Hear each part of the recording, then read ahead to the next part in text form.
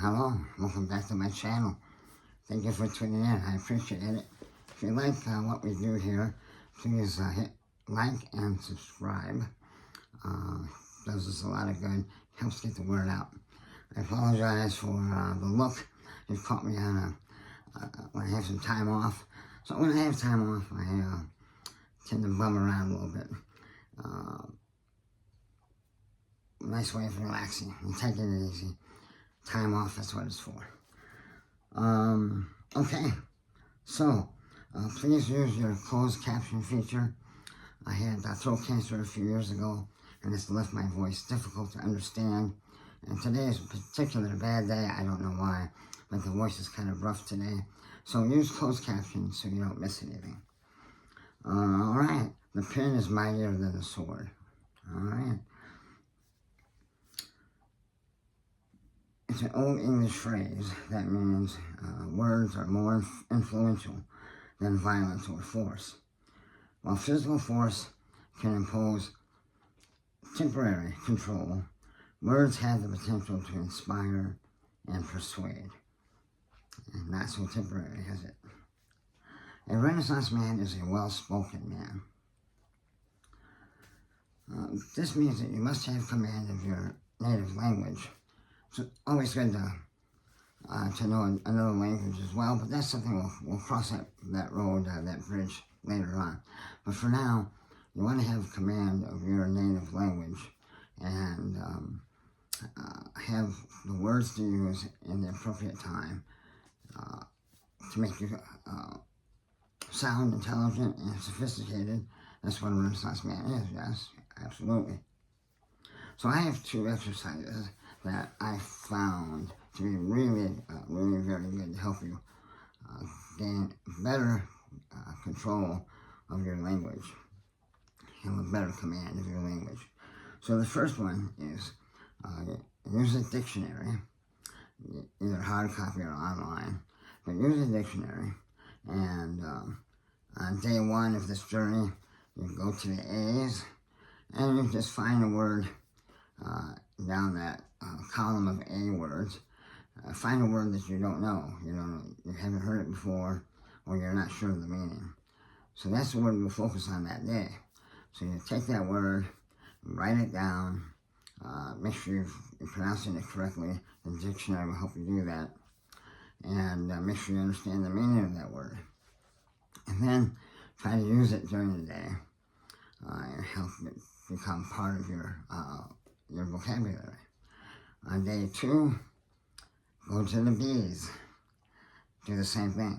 Go down the line of B words until you find a B word that you don't understand. Learn that word. Write it down. Learn what it means. Learn how to pronounce it. And try to use it in a sentence during that day. Okay? Go through the entire dictionary that way. When you're done, start over again.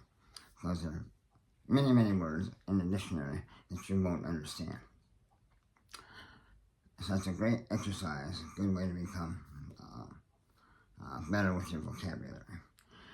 Another exercise, one that I particularly like, is when I read or hear a word that I don't understand, I will make a point to look it up, either right then or later.